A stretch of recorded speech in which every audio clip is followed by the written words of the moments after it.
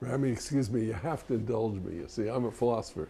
So I'm really curious of something about the implications of this science. Because what you're telling me is all bodies and humans need, and even all of nature, need brake functions, if you want, stopping things.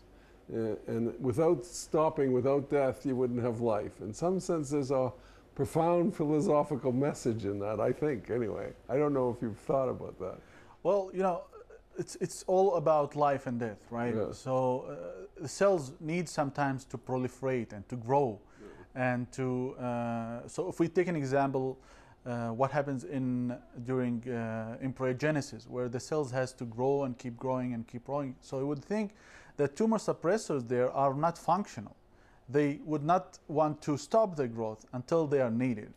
But in normal life, as I said, every cell has limited life, so it has to come to an end, and this end has to be come through genes that would promote, for example, cell death or apoptosis, or these tumor suppressor genes. Now they will be active to stop the growth and to allow for these cells to die. So it is like a car that is going fast, and if you don't have the brake, you will have an accident, you will have acceleration. So many things would happen through this process if you don't have the brakes of the car. And you will end up with a disaster, for example, like cancer, because it is a multiple factors.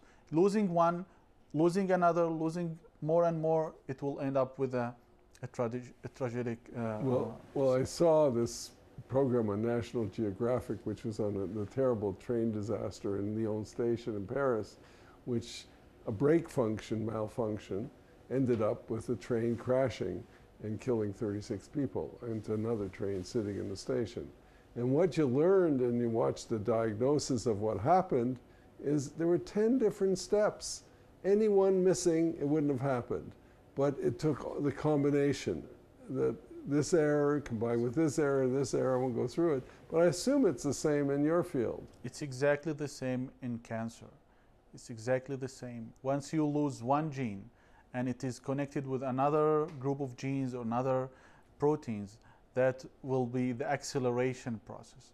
We know of that because, again, cancer is mutations, mutations, mutations. It's multiple mutation disease, and scientists actually believe that it's different diseases, that it's more than 100 diseases that causes cancer. And this is where the challenge comes now, how to stop these things, or how to attenuate it in a certain way. Well, and there are obviously, is there pharmaceutical companies haunting and visiting you and bumping you when they read your papers and say, when can you bring this to trial, or does that not happen? How does it really work in practice?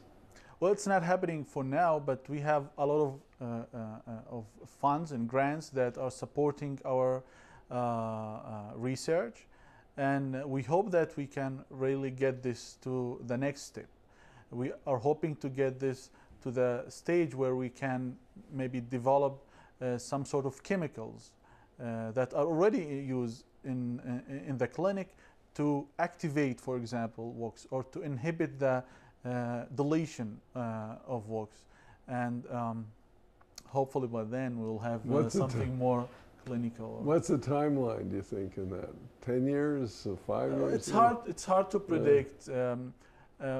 My lab is focused mainly on the basic research, but we are hoping that somebody will catch up with the translational research and can do some, bringing this into reality and life. But one of the ways this research works is it's never done in one lab. Right. Either have labs competing or cooperating, both, or both competing and cooperating. Right. You work with several labs in Canada, don't you? Yes, we have very good collaborations in Canada. We have one in University of Toronto with Dr. Helen McNeil, working on actually another group of tumor suppressor, but it is on how to suppress tumors, or how to reveal tumor suppressors or novel tumor suppressor genes in development and in cancer. We have also another collaboration in McGill University in Montreal with Dr. Jacques Genet, working actually on another aspect of Wwox, which is HDL, high density lipoprotein, what is called the good type of cholesterol. I see. Because you know, every gene has also a normal function. It's not only important for cancer, but it has also other function that is important for the homeostasis of the cell, the normal function of the cell.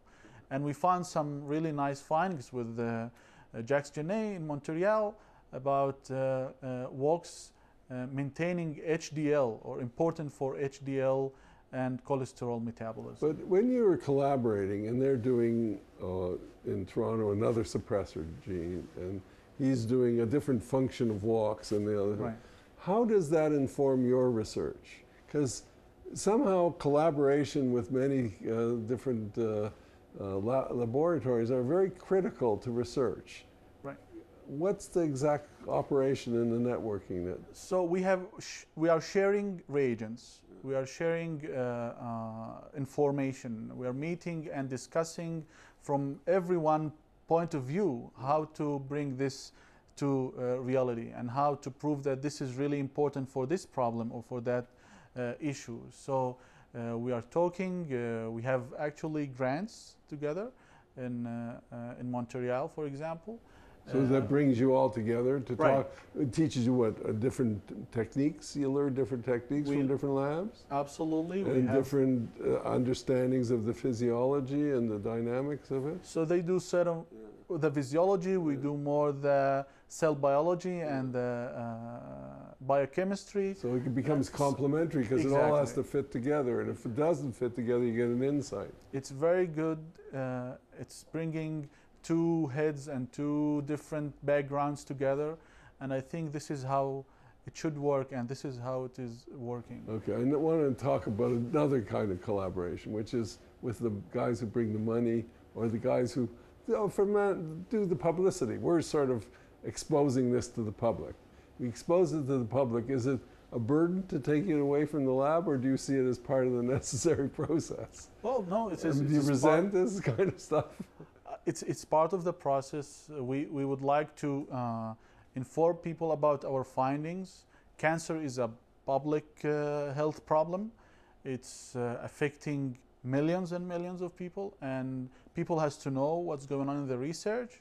It has been a long time since we launched this war against cancer, and I think it's part of the job to let the public knows where we're going, what we have, and asking for their support, of course, and for us to continue, and for the new generation to learn from what we're doing. Because, you know, in the movies, there's the mad scientist doing his cancer research, and then there's these people with money, and they're always on the bad side or interfering, and somebody's trying to get them money, but they're always interference from, I'm a narrow researcher, but it's not like that, I don't think, in reality. Well, we know how to do science, we know how to do the research. We're trying hard to get funds and grants. It's not an easy process, I should admit, especially at this time of life with the bad economy and the crisis. But it makes a big difference, doesn't it, when the funds are available? Absolutely. You can get more students, more trainees, and you actually see the results.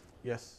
Without getting more funds, we actually have said of a growth arrest. Yeah. We cannot move forward. And so it's a vital thing. We cannot do science without support. It costs a lot. With mice work is a lot of money. Clinical work costs a lot of money. Students, reagents, you name it. It's just consuming a lot of money. This is part of our success. Without this, we will have, I don't want to say no success, but we will have less success or attenuation of the rate of success. With that, Rami, I want to thank you for mainly not just the interview, but all the terrific research you're doing. Your papers are clear and very readable for a non-scientist. Thank you. And thank you for that research. Thanks.